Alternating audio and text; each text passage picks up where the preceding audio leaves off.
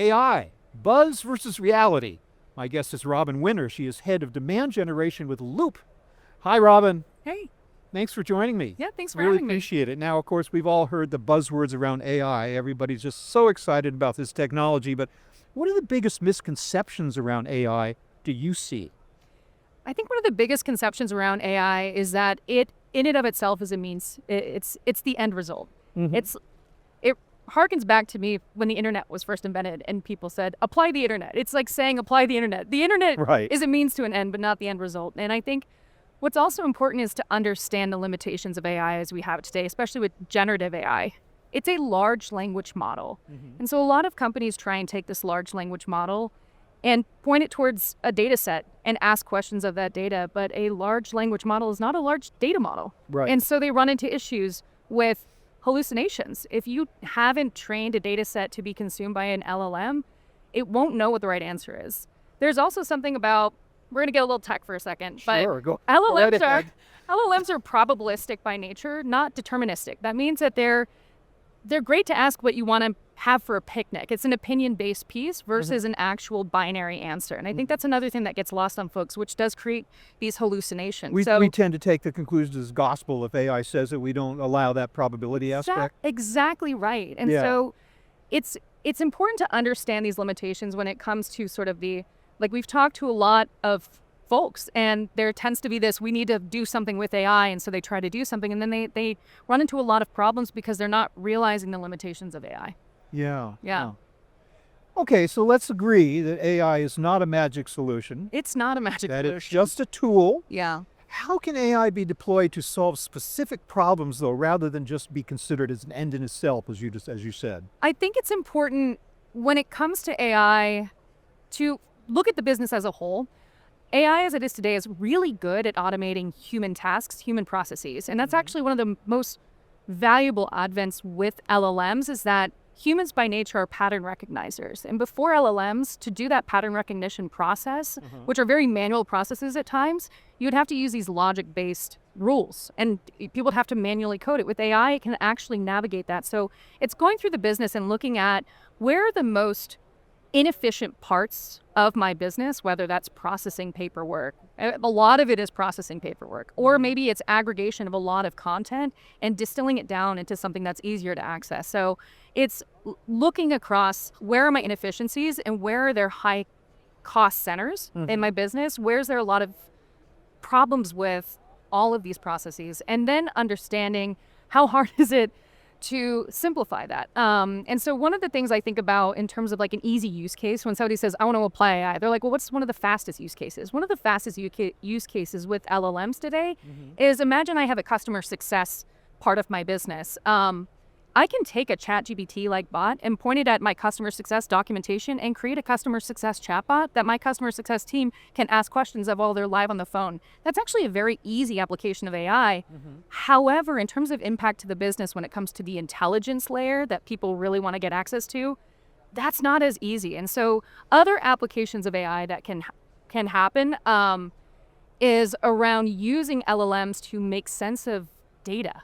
But it's a lot harder to implement something. So it does make sense of data to a certain extent. It can make sense of data. So it's so cool in the sense that you can actually train it to look at data sets, but you have to train it. It's called prompt engineering. You can prompt engineer AI to look at data sets and help build almost a digital twin of that data center.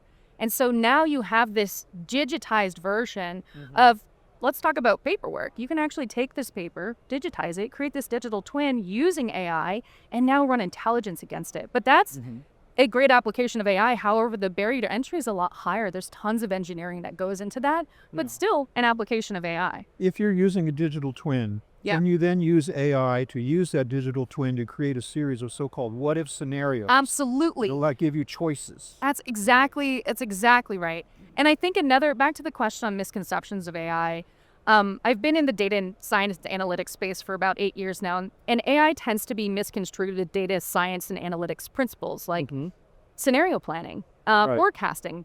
People say, oh, AI is scenario planning or AI in forecasting. AI can empower these digital twins to exist, so then you can ping it and run these models, these scenario planning models, but they're not one and the same. And I think that's another thing within the market is helping people understand the difference between core data science principles and modeling versus AI and LLMs and generative AI, which I get that it's semantics, but I think it's important as we keep hearing these words get mushed together, it's important to understand the differences. So when you're talking to vendors, you can really have a conversation on what they're doing and cut through that noise. If they're mixing up principles, maybe they're not as clear on what they're talking about. But that's exactly right. With a digital twin, you can now do scenario planning.